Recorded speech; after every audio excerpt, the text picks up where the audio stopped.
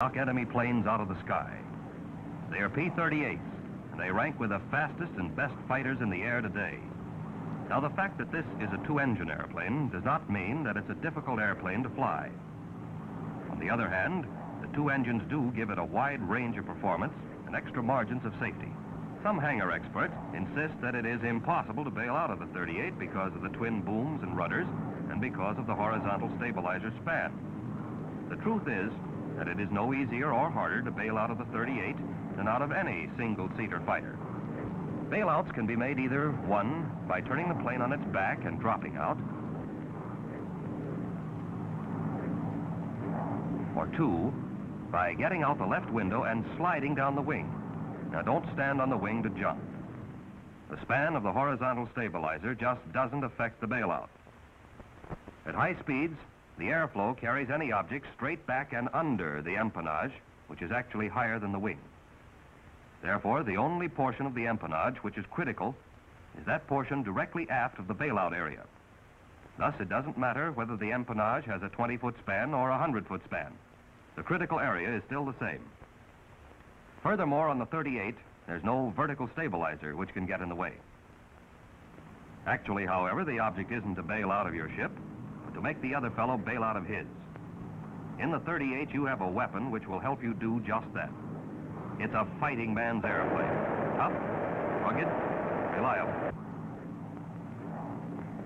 Its high-speed performance is well known.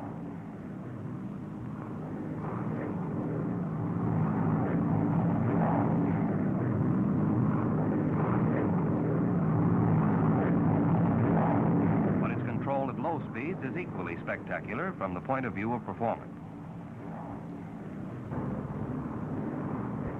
Presented herewith is a new type of airplane, a primary trainer escort, under absolute control at 90 miles an hour indicated.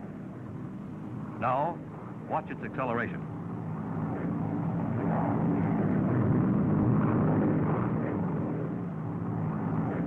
Most important of all, maximum performance makes it possible for a 38 pilot to dictate when and at what altitude he shall combat. But to achieve that maximum performance, it is first necessary to understand normal and emergency operations. What we're about to see won't give us any laughs or thrills, but in the thick of battle when the going is tough, might mean the difference between victory or defeat, life or death. Among other things, we'll see what to do for normal routine precautions. For single-engine flight, landing, and single-engine failure on takeoff. How to handle one or both propellers inoperative or so-called running wild. We will check on use of landing gear and flap emergency extension systems.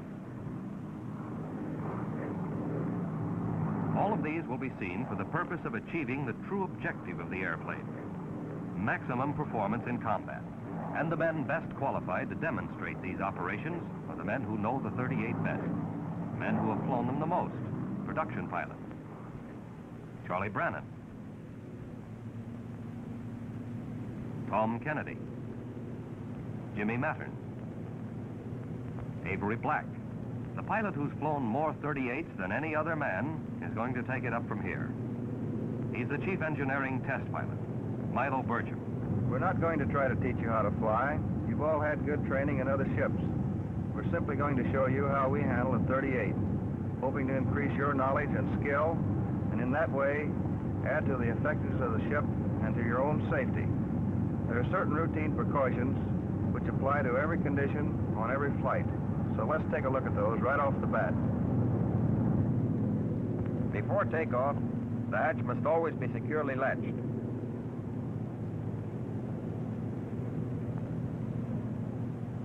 Both sliding windows must also be closed all the way. With the windows closed, the airflow is normal. But if the windows are carelessly left open, the airflow is disturbed and causes the wake to hit the tail. On airplanes equipped with external tanks, it is essential to be able to drop the tanks immediately in case of engine failure on takeoff. Therefore, before starting, the drop tank switch is placed in the safe position, and the drop tank selectors are placed on, so that in an emergency we can lose the tanks by simply punching the drop tank release button. When the full fuel load is carried, takeoffs are always on the front tanks. Normally, we use no flaps. Later, we will check on conditions where flaps are used. But at all times, maximum allowable manifold pressure is used. Once in position at the head of the line, and after run-up and mag check, propellers are checked in the automatic position. By trying the governors, we make certain that they're really governing.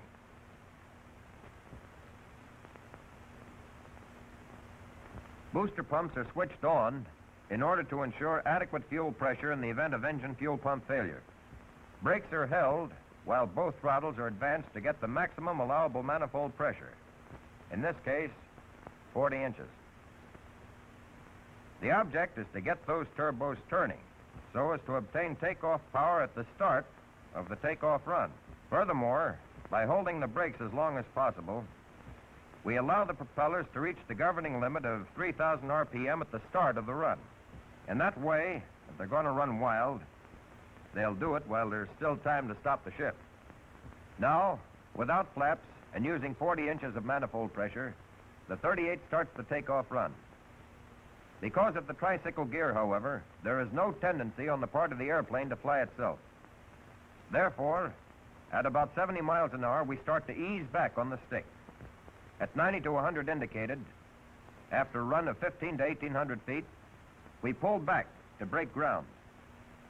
At this point, in spite of the lack of a feeling of lightness, the airplane responds immediately and easily.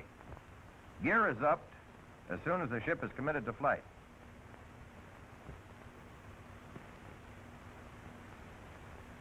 By the time the gear retracts, indicated airspeed will be at least 150, well above single engine operation speed of 120. If the boom doors do not close immediately, nosing the plane abruptly down a couple of times usually will close the doors. No flaps are used for normal takeoff because without them, we get the single engine flying speed faster. But if this tower, for instance, were an obstacle 1,700 feet from the head of the runway, a zero flap takeoff would catch it right amidships. With 50% flaps under exactly the same conditions, the airplane easily clears the tower. Airspeed will be at least 140 indicated by the time the gear retracts, which is enough speed to retract the flaps without loss of altitude. Although flaps reduce takeoff run about 500 feet, they only provide a takeoff goose because the rate of climb and speed at zero flaps quickly exceed the initial advantage with flaps. As soon as the airplane is in its climb, power is reduced to 37 inches of manifold pressure and 2,600 RPM. At this time, if high-altitude flight is not contemplated, booster pumps can be turned off. There's very little difference in the rate of climb at indicated speeds of 140 to 180 because what is gained by the angle increase is lost in speed. The flight characteristics of the 38 are excellent. For example, the stall, which we're about to see, is so slight as to be almost imperceptible to the camera. The power stall will occur at about 70 miles an hour. Loss of altitude will be about 50 feet. The counter-rotating propellers eliminate torque. No tendency of either wing to dip or fall away. Watch closely. There's the stall. Characteristics are just as good in the power-off stall with gear and flaps retracted or extended. Accelerated stalls, accompanied by normal buffeting, occur on any airplane when the angle of attack is increased to the point that the airflow over the wing becomes turbulent. This can happen in sharp turns, pull-outs, or other severe maneuvers. The 38 is designed to take the buffeting of the stall and has no tendency to slip off on either wing at any altitude. If you want to get out of an accelerated stall, permit the airflow to reestablish normal lift by easing up on the stick. For the sake of greater maneuverability, there's a maneuvering stop on the flap control. With flaps in this position, turns are shortened, and similar maneuvers perform with great efficiency. Low-speed banks at low levels, however, even with the flaps full down, are non-habit forming. There's just not going to be enough time to recover lost altitude before the ground catches up with you. And in practicing maneuvers, there are two things that are darn important. First, where inverted flight is concerned, the engines are not designed for inverted flight of more than 10 seconds. Oil pressure will drop in even less time, and the bearings are apt to be damaged. Furthermore, prolonged inverted flight is in itself unnecessary. Secondly, in any maneuver which requires a downward recovery, the pilot must have plenty of air under him, at least 10,000 feet. Due to the 38's acceleration in a dive, the ground comes up awfully fast to slap you in the face. There's a dive limit chart in the cockpit. Be sure to check it. Landings are not complicated, but in night landings, pilots new to the 38 sometimes get a surprise when lowering the landing light. This is due to the fact that the light disturbs the airflow to the aileron. This nibbling feels a bit strange at first, but actually has no unfavorable effect as far as flying is concerned. For the landing itself, propellers are set for 2,600 RPM with about 23 inches of manifold pressure. And to ensure adequate fuel pressure, on go the booster pumps. Gears extended at 175 miles an hour indicated. Flaps at 150. At this time, the toe brake should be pumped to ensure adequate pressure upon landing. Now let's retract the gear again to show that even if the normal extension system fails, there is still no reason to start getting ideas about a belly landing. Two conditions are usually the cause of hydraulic system failure. Either the engine hydraulic pump has gone out, or there's a break in the hydraulic lines. If the engine pump goes out, fluid will still be in the lines, and the auxiliary hand pump can be used to extend both the gear and flaps. No other action except pumping is required, and it will take about 5 minutes to pump the gear down and lock. If, after 2 or 3 minutes of pumping, there is no feeling of pressure against the pump, it indicates that there is fluid failure. In this case, the emergency system is still on tap. The emergency extension system is used in the following sequence. First, landing gear control lever is placed down. Next, the bypass valve is closed by turning it clockwise. Now the hand pump selector valve handle is placed down, and the pump is operated to force the doors open with the wheels. Pumping is continued until all 3 wheels are fully extended and locked. Nosing the ship abruptly up will help force the wheels out. While pumping, the selector valve handle should be checked down to make sure it hasn't moved out of position. Flaps can also be extended by the hand pump. To do this, the flap control handle is placed down. Then the selector valve handle is set to up, and the pump operated till the flaps are extended the desired amount. If for any reason the flaps will not extend, the airplane lands well enough without them. In a zero flap landing, however, allow for float and higher stalling speed. With booster pumps on, the gear down and flaps in 50% position, the approach is made at 120 miles an hour indicated. Speed is reduced to 110. And when the approach is in the bag, the flaps are extended full down. Then, at 110, flare out and come in over the fence at 100 to 105 miles an hour, but never faster than 110. Contact never has to be made at over 100 miles an hour. The 38 lands in the same attitude as ships with conventional gear, on the 2 main wheels. The nose wheel will settle of its own accord. Don't be tricycle gear conscious. Just be flying level somewhere near the ground. Flying, not falling. And then the less the pilot does, the better. For slowing down, brakes are applied on and off, rather than with a constant pressure. There is only one way possible to make landing the 38 difficult. Try to bring it in on its nose wheel. Nose wheel landings are expensive ways of messing up the landscape.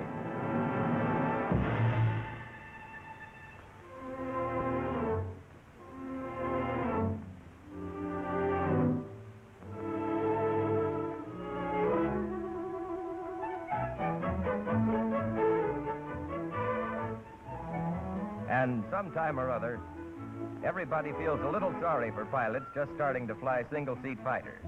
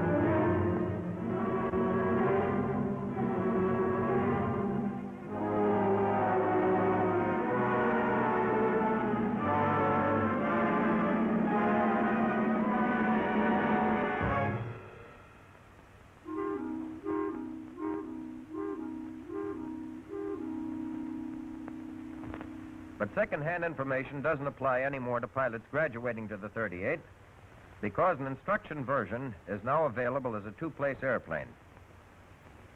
The boys call it the piggyback.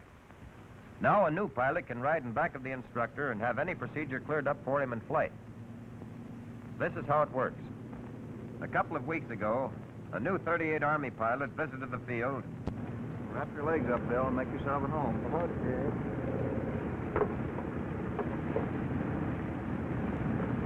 This being a passenger is a good deal.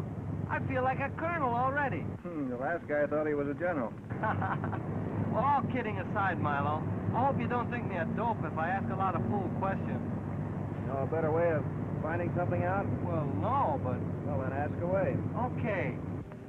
Well, I did have a couple of question marks about the propellers running wild. Not that I don't understand perfectly, but, well, you know, it just isn't quite clear. Well, there's nothing serious about propellers running wild. No? It usually simply means that they're caught in full high RPM. And as a result, the engines are overspeeding. This can happen due to a shortened electrical system, or the switches being left in manual instead of automatic. Or maybe the circuit breaker switches are out at the start.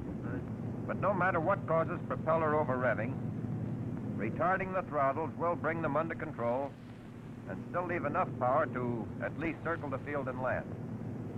Propellers will run wild if, through carelessness, the propeller switches are left in manual instead of being checked in automatic. In this case, RPMs will be reduced by simply throwing the switches where they belong, in automatic. On late versions of the 38, warning lights go on when there's a short in the circuit.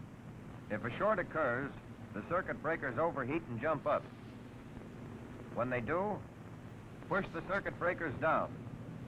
They'll have to be held down for about 15 seconds. Otherwise, the heat will just make them jump right back. I gotcha. If we don't let them cool off, will it pop right back up again? Can we simulate this in flight? When we get in the air, you'll see that holding the circuit breakers down for 15 seconds has disadvantages. But now we're ready for the takeoff check. Propellers in automatic, governing check. Booster pumps on, toe brakes held, throttles advanced to get maximum allowable manifold pressure.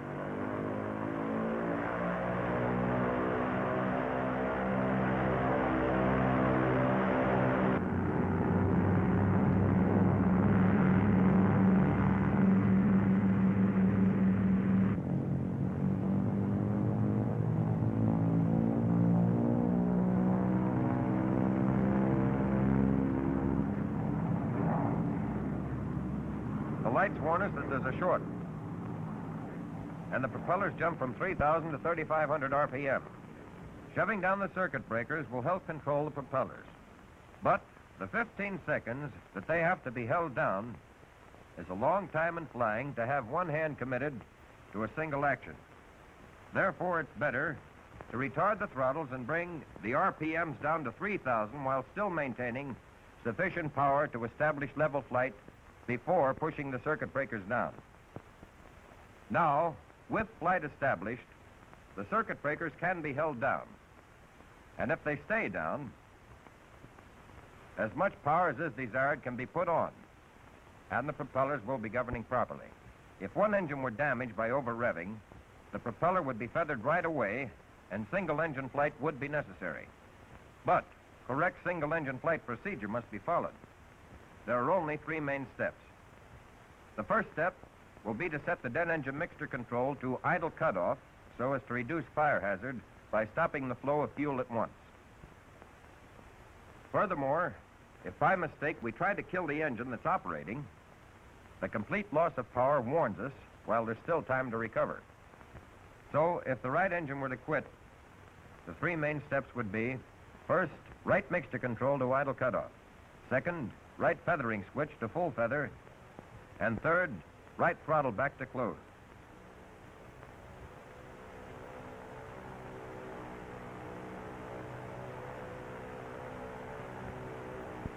That's all there is to getting set for single-engine flight.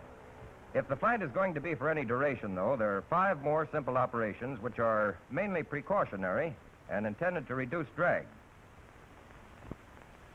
Turn the right booster pump off, trim the rudder tab, close the right tank selector valve, close the right press tone shutter, and close the right oil cooler flap. Now, that's one of the handy features of the 38. If one engine fails, there's still a mighty fine single-engine ship under us. There's no difference in flight technique with either engine. But for demonstration, we'd like to fly on the left engine and keep the generator going, rather than use the right engine and run on the battery. What we've just checked over have been the emergency procedures for single-engine failure. But for practicing single-engine operation and maneuvers, slightly different procedures are followed so that, if necessary, the simulated dead engine can be brought back into operation quickly. In the first place, be awfully sure that the live engine is on the tank with the most fuel. Then, and only then, start the procedure for single-engine practice flight. Now, turn the right booster pump off. Then, by retarding the right throttle, single-engine failure and the resultant yaw will be simulated. Recover from yaw with opposite rudder and throw the right mixture control to idle cutoff and feather up.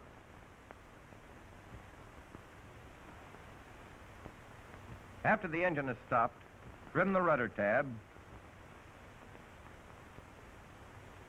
and fare the right press tone shutter and right oil cooler flap.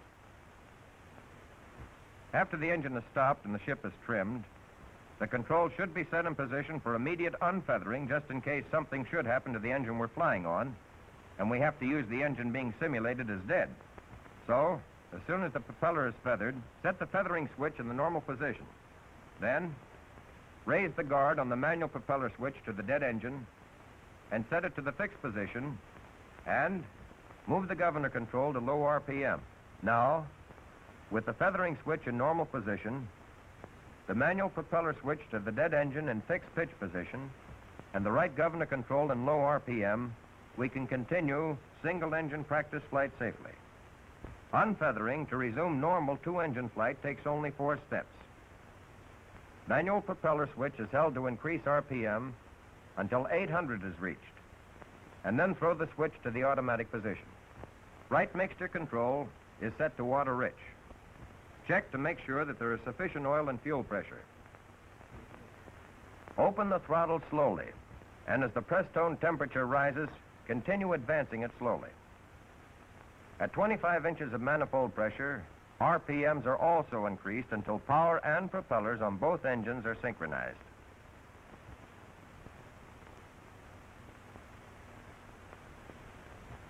In unfeathering, we have to advance the throttle slowly because the dead engine is cooled off, and sudden application of power would be apt to result in serious backfiring.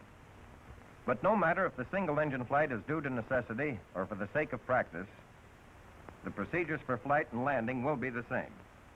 For single-engine cruising, satisfactory power is 31 inches of mercury and 2,300 RPM.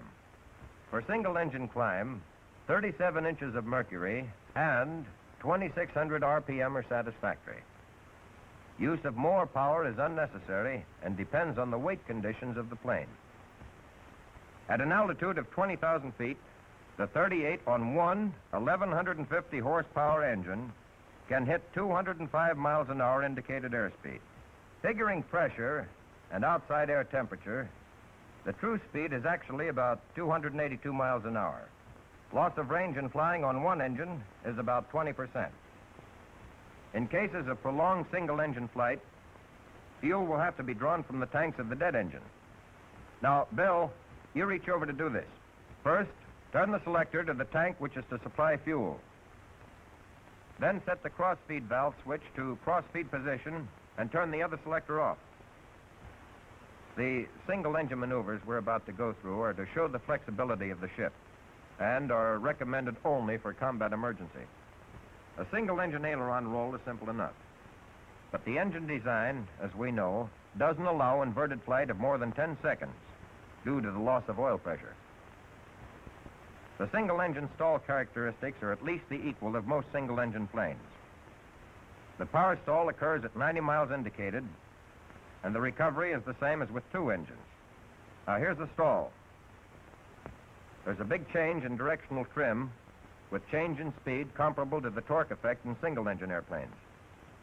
This is more pronounced in the slow-speed range.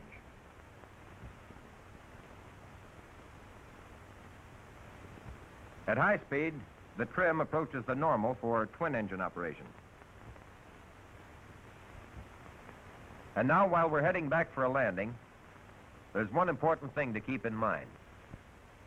Never count on a two-engine plane maintaining altitude on one engine with both the gear and flaps full down.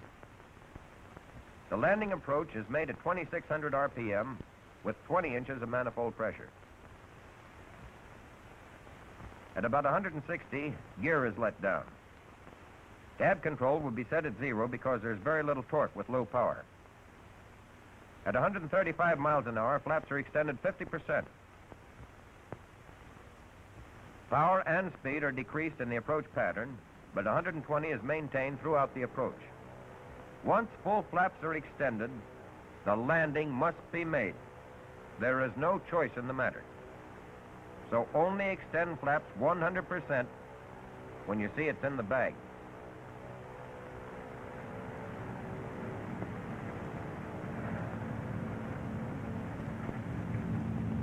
Retard the throttle and come in over the fence at 110.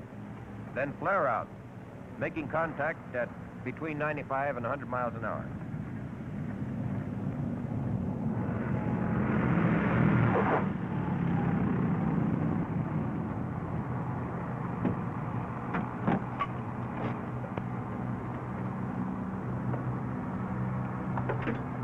Boy, if I'd known how easy that baby flies on one engine, I'd never have bothered.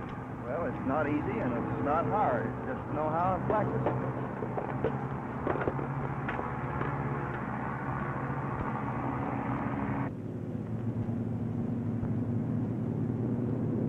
Here, Bill, this will give you some idea what I mean. Too flat an approach on single engine is definitely bad. It's apt to result in undershooting the field. The high approach can be made by diving down and leveling off short of the field. But the recommended approach has been found to be the easiest as well as the safest. It's okay to use some power until you actually contact the ground. Uh-huh. Hey, one engine's quit. You still got another engine.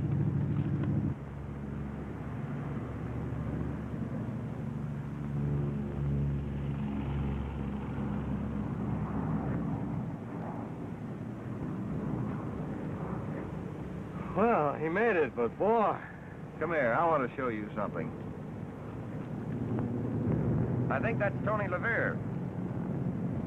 Tony, simulate single-engine failure on takeoff. Okay, Milo. I'll cut the right engine.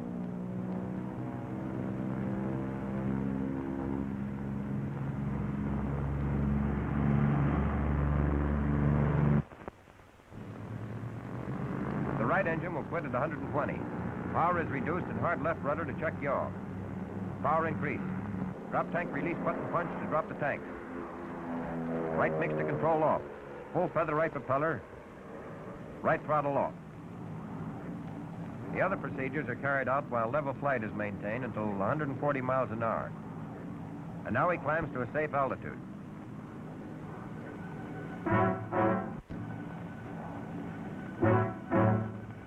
Remember, Bill, this is your first crack at it, so take it easy. Okay.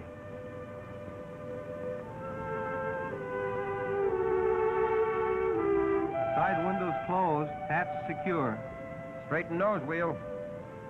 Nose wheel straight. Drop tank switch at safe. Selectors on.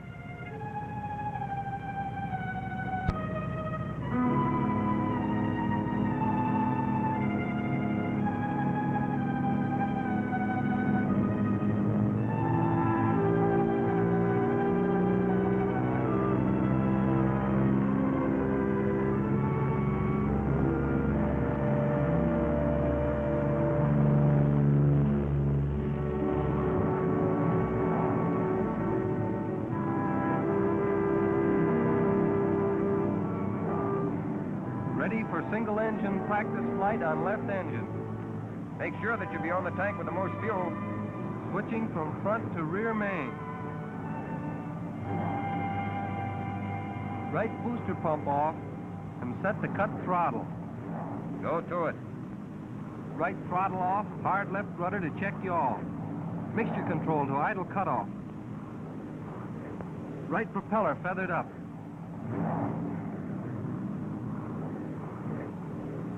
Right engine is dead.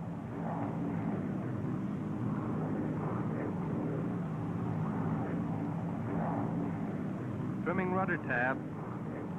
Closing right press-stone shutter and right oil cooler flap. How's about setting the controls for unfeathering? Uh-oh. Feathering switch in normal position. Manual propeller switch in fixed position. Right governor control in low RPM. All set and smooth as silk. Nice going. Now circle for landing.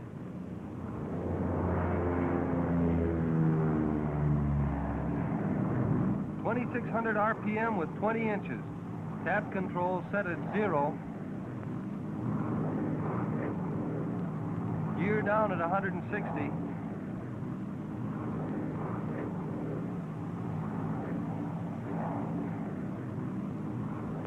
.50% flaps.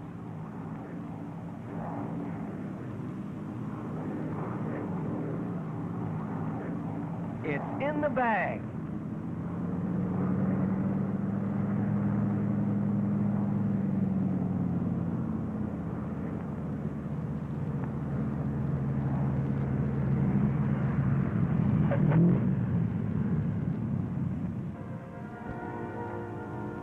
The 38 as a weapon does not have to take a back seat to any plane in the world. It's a man's airplane, effective and versatile. But remember that it is an airplane, and don't lose respect for it. Learn to take advantage of its strong features, both of safety and attack. The skies belong to you.